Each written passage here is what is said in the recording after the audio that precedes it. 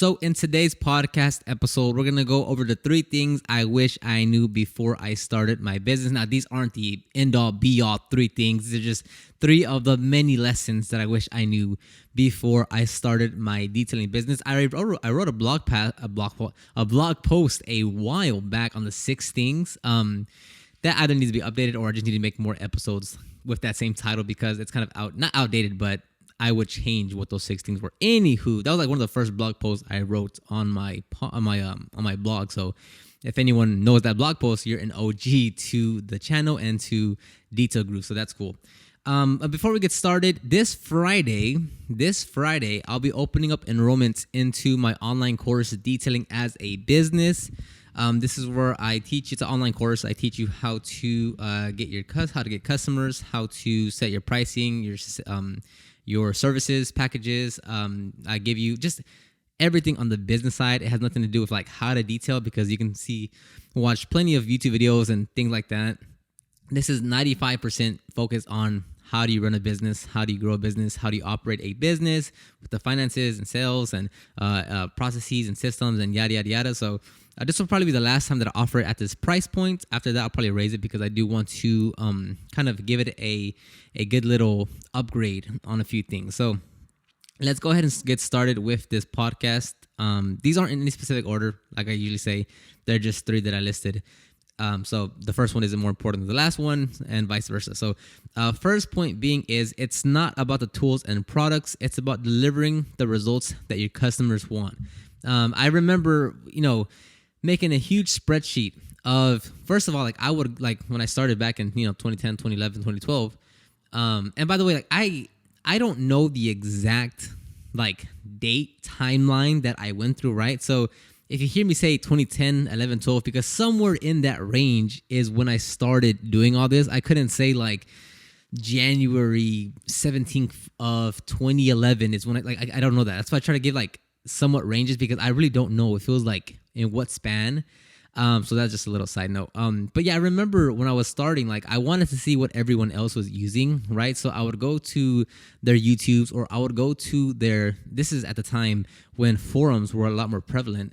I would go to their forums and look at their write-ups and see, what tools they use and what process. And I just made this huge list of like, this person used this. These are all the things for wheels and tires. These are all the things for interior, for leather, for cloth, for fabric, for headliners, for polishing, for compound polish pads. Like I made a huge list of everything that, they used because they were the professionals. They were the ones that had the authority in that forum. On the YouTube channels that had like the bigger followings, and I just basically copied their list, and I was like, okay, well, this is what they use, so I guess this is what I have to use. And I placed a big order, $2,500 around there worth of tools and products, albeit most of it was the steamer, which is the VX5000. And fast forward a year, 2 years, like 80% of the tools and products that I had ordered just sat there collecting dust. Because for me, when I was doing that research, when I was coming up and trying to see what people were doing to be successful or to, get the results that they wanted, I put a heavy emphasis on the tools and products. I wanted to make sure, that person's using Meguiar's and that person's using, Chemical Guys and that person's using Adams Polishers. So which one is the best one? Let me look at the reviews. Let me look at the videos. Let me look at that, who else is using one more than the other? And I got very consumed of like, which one is the best one, or which one is the one that everyone is using, or which one is the one that all the pros are really using. And I put too much of an emphasis on the tools and products. And when I got them, when you get that big shipment in and you have like, 3 or 4 boxes of just tools and products and you want to take a picture and post it on your Instagram and, say how much, how you're a business owner now. But the reality is like for me, I got all the tools and products, and I'm like, oh yeah, like now I'm in business. Now, now I can take on customers. Now, I can really get started. I'm super hyped. I gotta look how fancy it looks. I can organize them, and I can display them, and I can put them on a shelf. Look, I bought this shelf for $50 on at Home Depot, and for me, it's like it was just a what's the word called, facade, where it was just like a fake reality of I'm thinking I'm actually doing something right, or I think I'm being productive, or I think that I'm on the correct route because I purchased a specific set of tools and products. But the reality is like it doesn't yield you any results whether you spend $500, $5,000, or $50 on tools and products, because the main concern with your business, with the services that you offer, is, are you delivering the results that your customers want, right? It doesn't really matter if you're using a premium brand, a not premium brand, if you're using a scented versus non-scented, if you're using something that's dilutable versus not dilute, like none of that matters. What matters is, hey, me as a customer, right? I say, hey, my interior is dirty. I want it cleaned.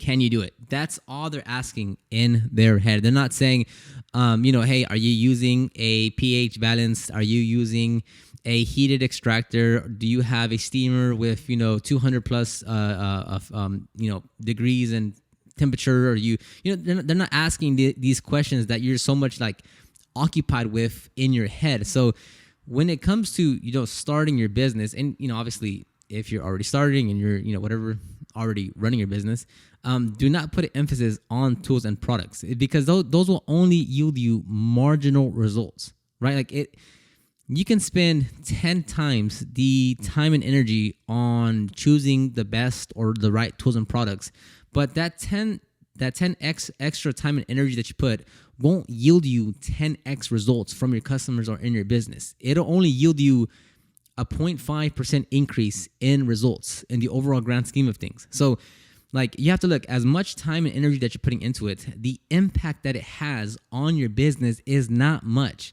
right? So if you're contemplating saying, oh my God, like, do I want to spend $150 on this Greenwich Garage, what's the latest model? The G9? Yeah, I can spend $150 on this G9, or do I save up and spend $389? I'm making up a number on the Rupes Polisher Mark III or whatever, right? And it's like, oh, which one do I do? Let me consult with someone. Let me ask this on the Facebook forum. Facebook groups. And you go that route, and it's like, as much time, mental energy that you're putting into this, you're not going to see much of a difference, regardless of which option that you go. And then you might go into the conversation of like, well, you want to spend more money on the quality tools and products so it lasts you longer. Even with that, like, one, I don't agree with that. Two, you're always going to justify the higher end option because that's what you want. Like, you can easily trick yourself into saying why you need the more expensive, the more better, the more, because you want that. Like, you, out of your own self, pleasure, you want to be able to have a bigger order.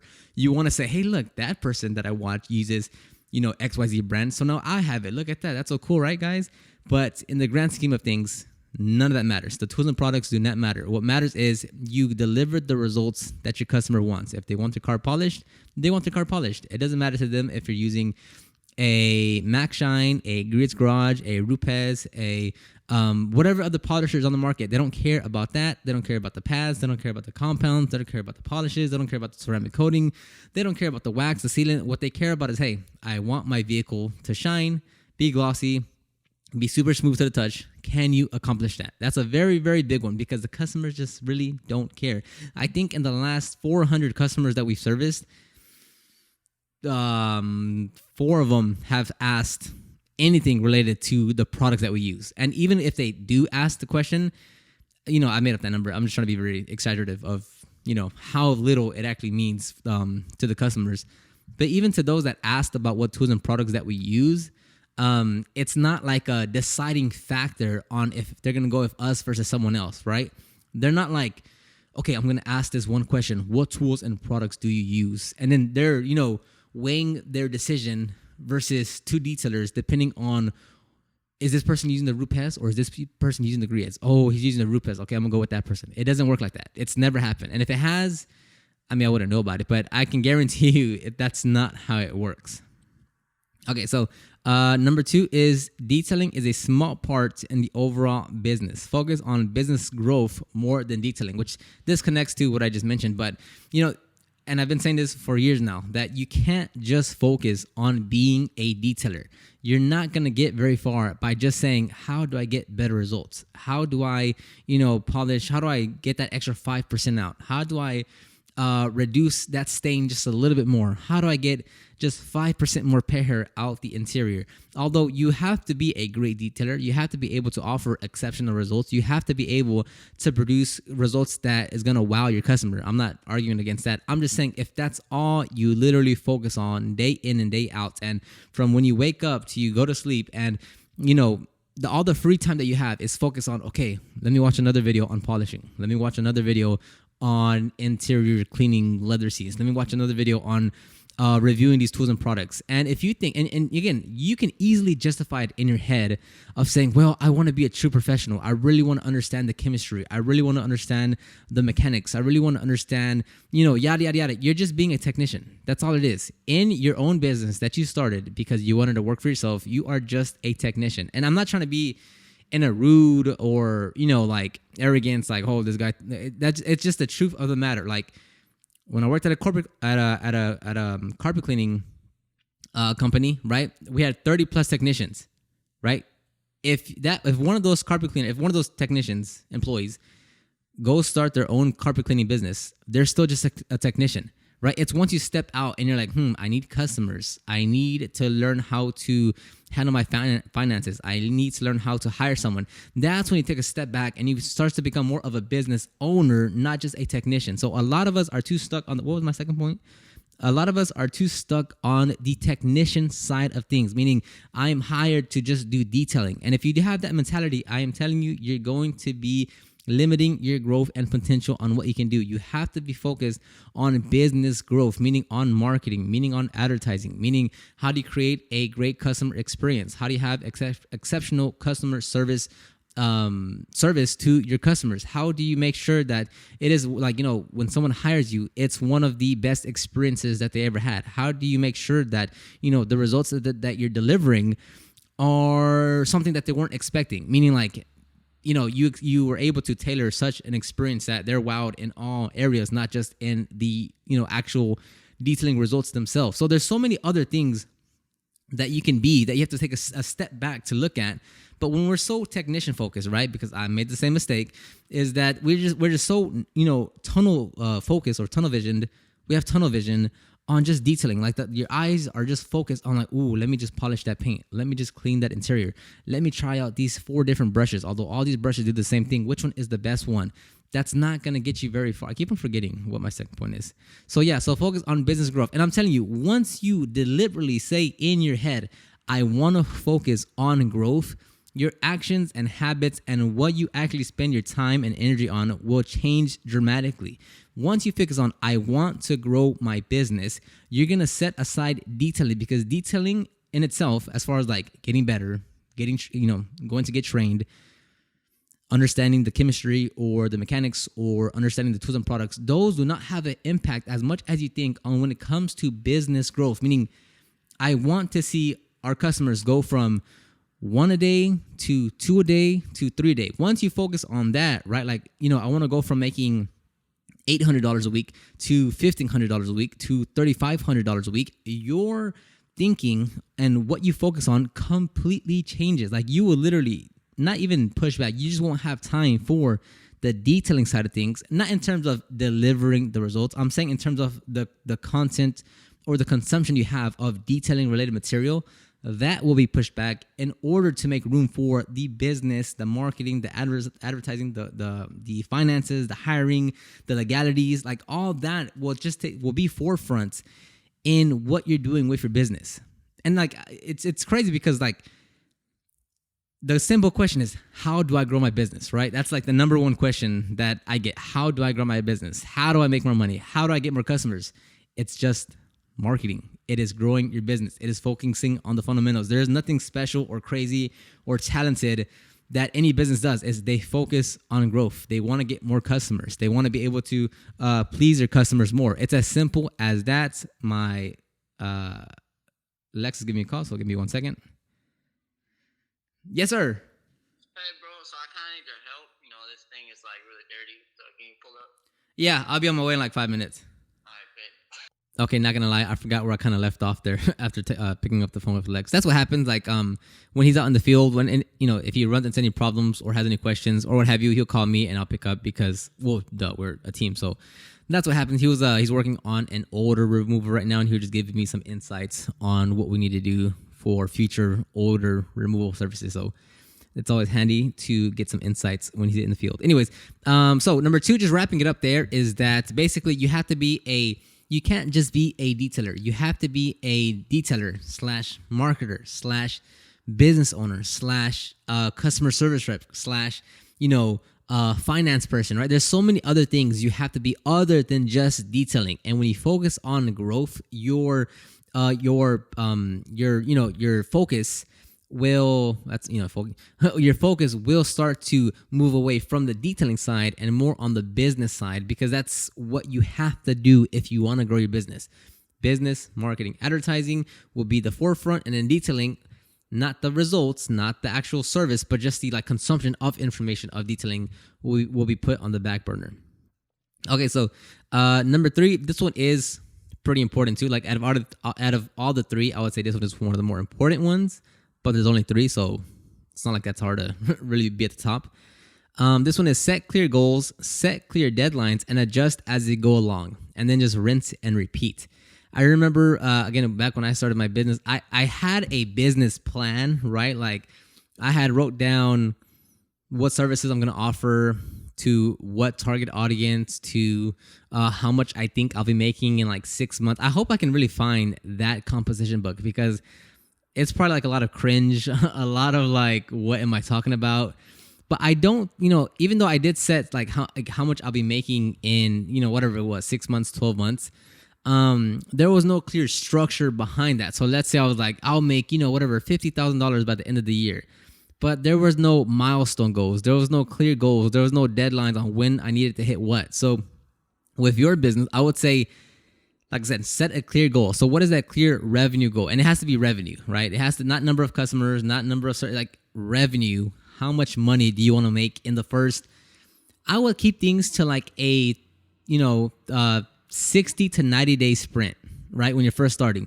How much do you want to make the first 90 days or the first 60 days or the first 30 days? If you even want to start small, maybe because you're limited on time and energy because you have a full-time, part-time job, or you're a student or what have you.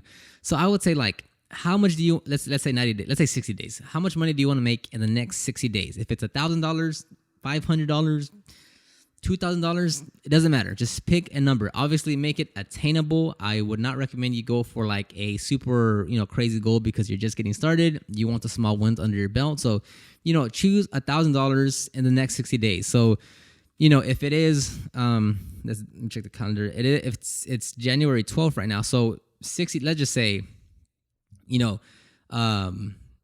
March 15th, you want to make $1,000. So then plan accordingly behind, backtrack on that. So, okay, if you want to make $1,000, how many vehicles do you have to service? For what prices? For at what services at what pricing? Based on your schedule right now, how many days do you have available to actually work on a vehicle, right? So if you are if you're only able to work on weekends, right? That's when you have time off. Then let's say you have, 8 to 10 weekends available to make or to service however many details to hit your goal of $1,000 in those 60 days. So just backtrack from your goal, then work backwards to see how you're able to achieve that goal. And let's say, at the 30-day mark, you're already at $1,000 and your goal was $1,000 in 60 days. Okay, well, adjust your goal now, right? You're obviously going in the right direction. Things are going well for you. We'll adjust and then up it up to, $2,000 and then adjust accordingly and try to hit that goal. If you're trying to hit 1,000 in 60 days and you're at $300 and it's a 30th day, adjust accordingly. I'm not saying adjust your goal, but I'm just saying audit yourself and be like, okay, do I need to change the activity, the goal? Am I forgetting to do this? I haven't tried that. So just adjust accordingly as your time goes along and literally repeat that process the whole year. Every 60, 90 days, set a new goal, new milestones, hit another sprint. 60, another 60 or 90 days, go do it again. 60 to 90 days, do it again. You don't want to plan out for the whole year because in your first couple years, you really don't know what's happening. You don't know what's going to take place. You don't know how your growth is going to go. You don't know how many customers you're going to get. You don't know a lot of things. So to try to plan for a whole year is a bit of a reach, because you just don't know what's going to happen. Like, you have no prior history, right? No, like, you can't look back at last year and be like, well, when were we busy? When were we not busy? And try to apply to this year. Like this year, like, in 2021, I could say like actually I can't, because 2020 was a curveball. But in terms of like seasons and stuff, or like when we are busier than others, like I can look back at prior years and be like, yeah, like this time was a lot busier than these months, and or what have you, assuming no corona's going on.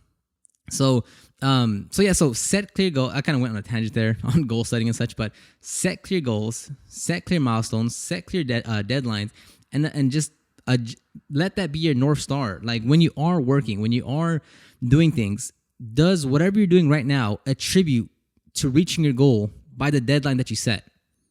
Okay, so like, if you want to make $1,000 in the next 60 days, does spending a whole weekend learning about towels and the how they're made and the fabric, does that attribute to you reaching your goal of $1,000 in 60 days? That's a big no.